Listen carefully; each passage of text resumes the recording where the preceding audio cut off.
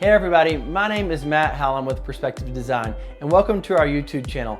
This is the second video in a two-part series where last week we showed you how to do the DIY farmhouse style trim around your doors, and this week we're going to do the DIY shiplap.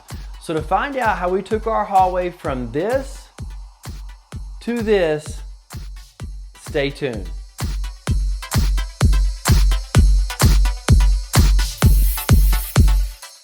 Well, by now, I'm sure you've seen the shiplap look, and if you're like everybody else, you love it. So we have a couple shiplap walls in our house. We have a black one in the kitchen. We have some shiplap on the fireplace. So we're gonna continue that look up here in this is at the top of our stairs, and it's kind of a landing slash hallway that has doors to 3 separate rooms, a bathroom, a closet. So it's not a very big space, so sorry for the camera angles. I'm having to just try to get it in the best I can to show you because it's a really kind of small, tight space.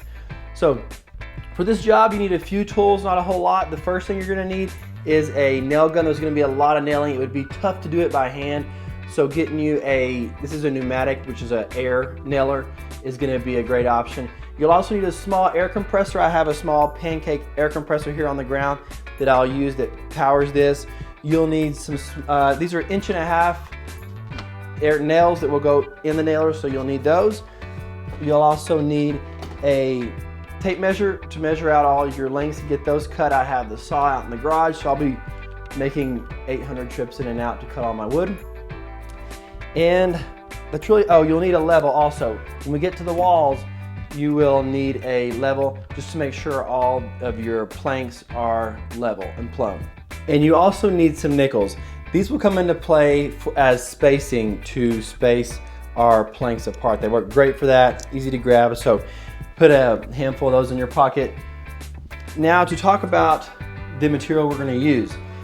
If you've seen people online use shiplap, you know they can use plywood, really thin veneers, MDF. There's a lot of different materials you can use, and actual shiplap is really hard to find around here. And it's also pretty thick. We wanted to keep it pretty thin. So we're actually gonna be using MDF, and there's a couple reasons for that. Number one, I really like the smooth finish it gives. If you use plywood, sometimes it has texture or grain or knots. And if you want that in there, after you paint that, you can still see that texture, that's great. But we wanted a really smooth finish. So that's one of the reasons we chose MDF. Secondly, is we had about 10 sheets of this in our shop, and hey, why not use what we already have? We don't have to spend any more money. And also, one thing to think about when you're choosing MDF is you don't want to use anywhere there's moisture present. If for a bathroom or a kitchen, because if any kind of moisture or water gets on the MDF, it's going to swell and come apart, and it's going to be a big mess. So up here in this hall, there's no chance of water unless we have a flood on the second story. So we feel it's pretty safe to use the MDF. I really like using it. So I've cut these are, I want them to be 6 inches, 6-inch planks. So I actually cut them to 5 7/8 inch wide, because with my little nickel 1/8 inch spacing on the bottom, that's gonna give me 6 inches for my plank. So it's really easy to keep my calculations, so 6 inches with the plank plus the space. So I have my first few pieces cut right here, and I'm ready to go ahead and start installing on the ceiling first. So you wanna go ahead and mark your studs. I went ahead and have marked my studs so I know where they're at. So when I put my nails in there and nail my planks up, I know they're in a good stud, so I have a good solid wall. So let's get to work. Now to talk a minute about where I'm starting. This is coming, the camera's down the stairs, so you're coming up the staircase and looking at me. So this is the area that's most visible to people coming up the stairs. You come up the stairs and you see the ceiling a lot right here. So what I'm gonna do, I'm gonna start with my first full plank right here where it's most visible. So down the hall towards our master bedroom, if we have a smaller plank over there, it's in an area that's not near as visible as it is right here. So that's why I'm starting here with the full plank. So when you're laying out your design, you wanna keep that in mind where it's most visible and where you might have a little piece left over towards the end.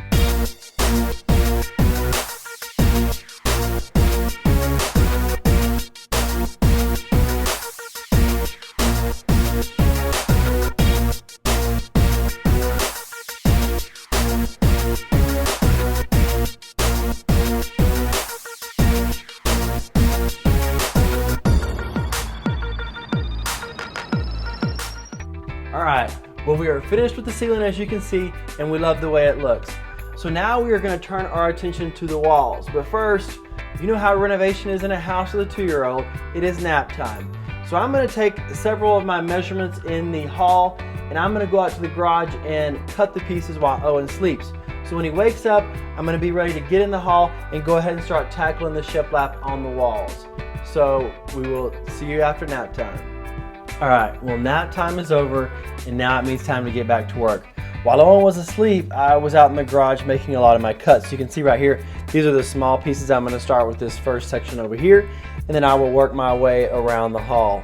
So it'll be pretty easy up until I get to the higher parts of the trim where there's a little bit of detail. I'll have to get my jigsaw or roto-zip saw out and kind of cut around the pieces of shiplap. But I'll start with the bottom, and I will also be using a small little level on the top to make sure each row is level. And then I'll be getting my nickels out, and I'll put my nickels on top.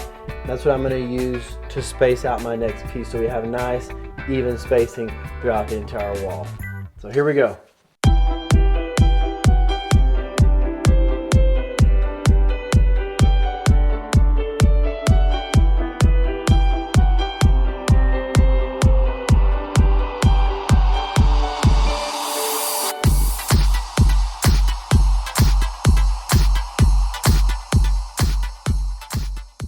Well, that was the last board, and we are done installing our shiplap.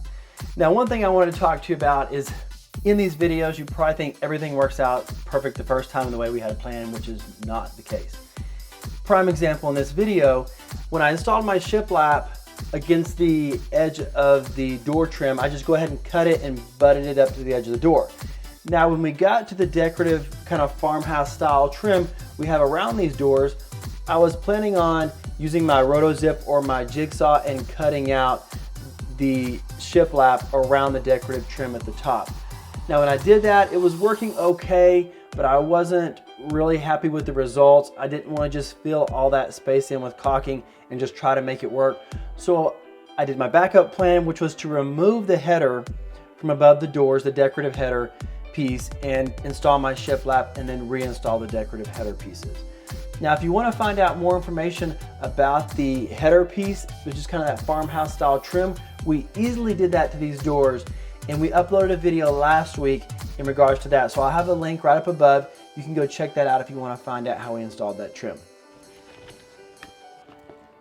All right, well, we're on to the next day, and now I was busy at the shop working, so Heather, she went ahead and filled in all the nail holes upstairs in the hall, which is a long process. She worked on it for probably 8 hours yesterday. So now she's going to talk to you about what she did. So we started with this wood filler. It's sandable and stainable. So I went in and I filled in all the little holes. Then I took the spackle knife and scraped them down so that there wasn't any rough spots. And then I really went back and sanded it really nice and smooth. So I think this is about like a 200 grit sanding block. It's pretty smooth, but it gets it nice and even and clean. So that was kind of the process. There was a lot of holes. There was a ton of them. So it took most of yesterday to do that for me. Yeah, with each piece of shiplap and putting a couple hot nails in each one, there's a lot of holes. So we got that knocked out. So now we are going to start painting. Now for the trim, the color we use for all our trim in our house is ultra pure white, and we're using the gloss sheen for the trim. That way when you use a gloss, it's a little bit slippery, which helps it easier to clean. The more matte finish you have, the dirtier it is or harder to clean. So on your facings of your doors where your hands touch, over not even that much time, you might see dirty fingerprints. So at least with the higher gloss, you can come in with a little sponge or rag and kind of clean it up. All right, one little tip for you that we use a lot is when you're painting trim around your doors or different places, to eliminate brush strokes, we use a product called Floetrol. You can get this at the hardware store. You mix this in with your gallon of latex paint, and it just makes your paint go on a lot smoother and eliminates a lot of those brush strokes that you get from brushing it on by hand and not being able to spray it. So grab you some of this next time you're painting your trim.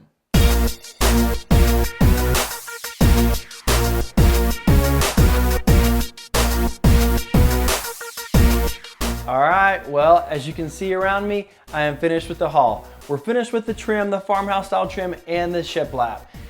Now to talk a minute about the colors we use, we always use ultra pure white and a gloss finish for our trim. It's a really nice, clean, simple white look. And then for the shiplap in the walls, we use silver drop and a matte finish. We like that white. It's just a little bit of contrast compared to the ultra pure white. We use that a lot in our house. It's a great white. We love the color. So if you like this video, give it a thumbs up. Head on over and subscribe to our YouTube channel to see all the fun stuff we have planned for you guys. And thanks for tuning in, and we will see you next week.